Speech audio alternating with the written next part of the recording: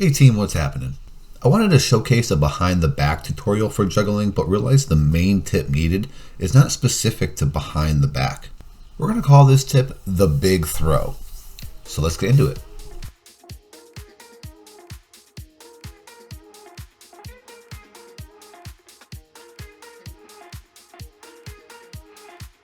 I'm going to be doing this trick with the blue ball, so keep your eyes on it.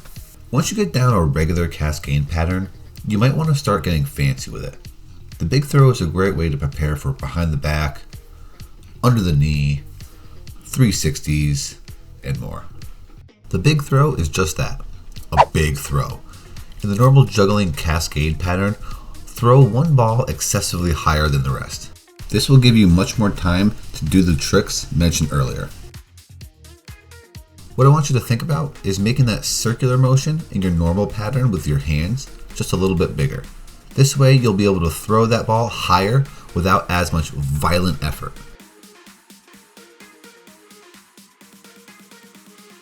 When the ball is up, that's when you work your magic with whatever fancy move you choose.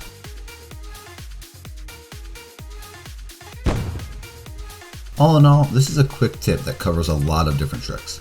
And get creative with it. It'll add some flair to what you're already doing. If you have any questions, drop them below, and if you haven't already, please subscribe. Thank you for watching, keep practicing, and I'll see you in the next video.